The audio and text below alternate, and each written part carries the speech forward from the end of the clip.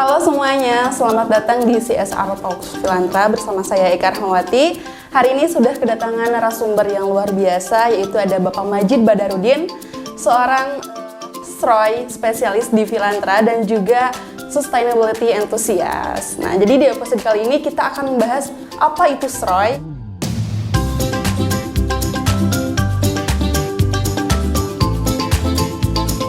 Oke, baik. Di samping saya sudah ada narasumber.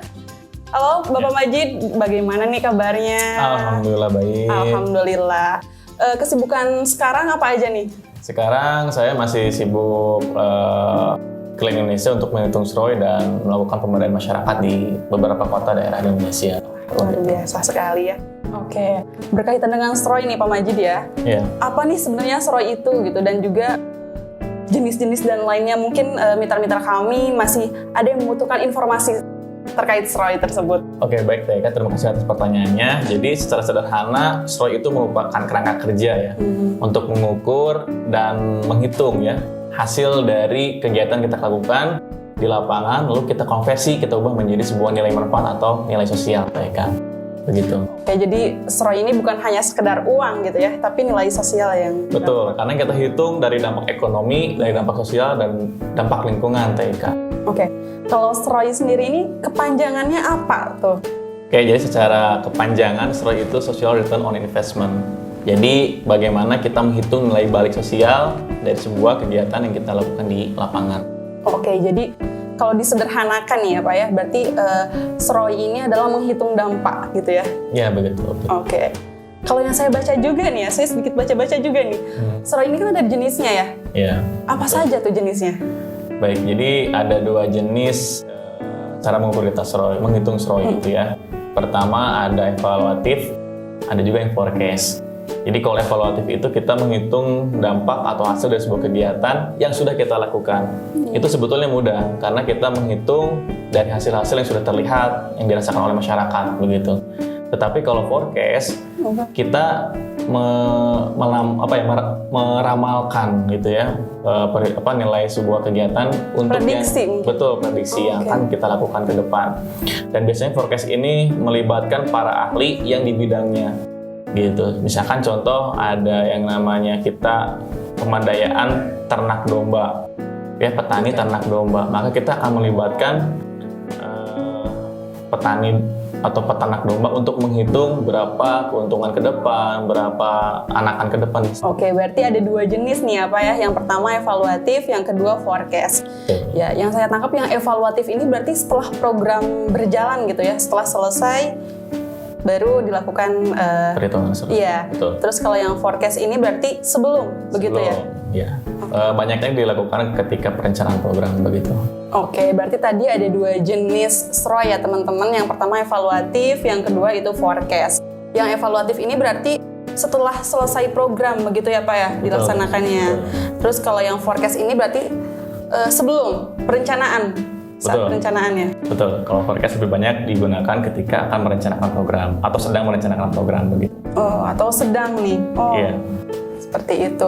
Nah, di antara dua jenis SROI ini, Filantra pernah melakukan yang mana nih Pak? Ya, kalau Filantra sudah melakukan keduanya Teh. Kita pernah melakukan evaluatif, kita menghitung nilai SROI untuk program-program yang sudah berjalan, dan juga kami pernah menghitung untuk yang prediksi. Jadi kami ketika merencanakan akan seberapa besar nilai yang akan dihasilkan begitu. Pernah juga kami menghitung. Oke, berarti dari setiap program yang bersama mitra gitu, keduanya akan dilaksanakan gitu ya, akan dilakukan SROI. Ya, tergantung dari kondisi sebetulnya, dari kondisi dan permintaan mitra kami juga sebetulnya. Apakah itu evaluatif atau memang forecast begitu. Wah, luar biasa nih ya. Filantra sudah menjalankan dua jenis SROI tersebut Pak Majid ya? Betul.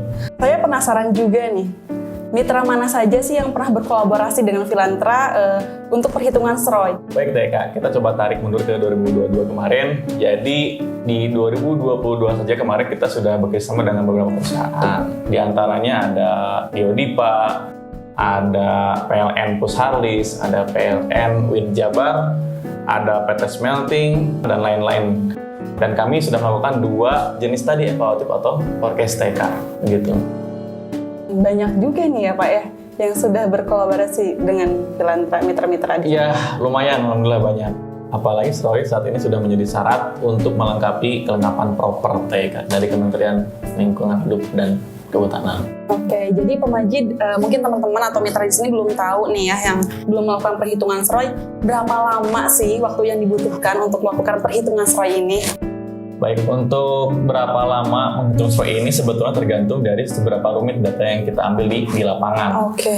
Jadi idealnya mungkin sampai 4 pekan atau 1 bulan. Tapi ada juga yang memang 2 pekan sudah dapat, ada hasilnya, ada juga.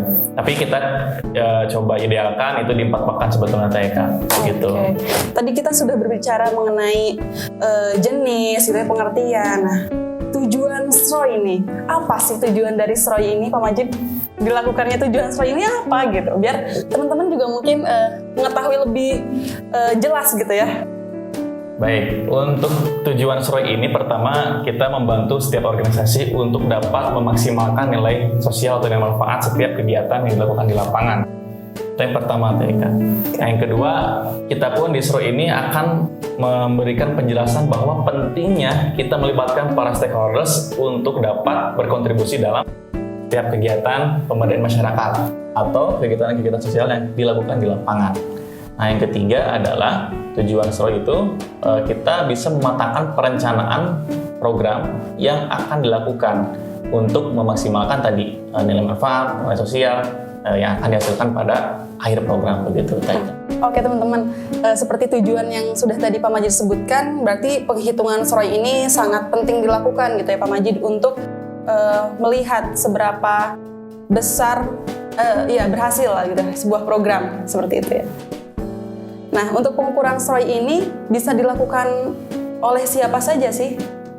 Untuk pengukuran SROI ini, TK sebetulnya siapapun bisa melakukan. Entah itu perusahaannya sendiri, entah itu lembaga, NGO, ormas atau komunitas sekalipun, selama mereka memiliki kemampuan untuk menghitung SROI, silahkan saja untuk menghitung SROI sebetulnya. Begitu TK. Tapi memang SROI ini harus dilakukan atau dikerjakan oleh orang yang memang pertama memiliki kredibilitas, ya, kemampuan, kedua juga memiliki independensi gitu yang tinggi supaya tidak subjektifnya tinggi gitu dalam hasil nilai SROI ini begitu. Baik teman-teman dan mitra semuanya, itu tadi obrolan kita mengenai SROI. Mudah-mudahan bermanfaat dan semakin tercerahkan. Nah, barangkali dari Pak Majid ada closing statement atau informasi yang ingin disampaikan, silakan Pak. Baik teman-teman dan para mitra semua, jadi SROI ini penting untuk sebuah program sosial yang akan kita lakukan untuk mengetahui seberapa besar hasil dari dampak yang dihasilkan dari sebuah kegiatan itu. Nah, para mitra semua, kami dari Filantra sangat terbuka untuk bekerja sama dalam program-program CSR. Entah itu SROI, entah itu CSR Roadmap, ya, dan lain-lain yang ingin dikerjasamakan dengan kami, bisa hubungi kami di Filantra. Nah, betul sekali, kami Filantra sangat terbuka untuk berkolaborasi dengan para mitra semuanya dalam program CSR, baik konsultasi maupun implementasi. Terima kasih banyak Pak Majid atas waktunya dan sharingnya. Sampai jumpa di CSR Talks Filantra berikutnya.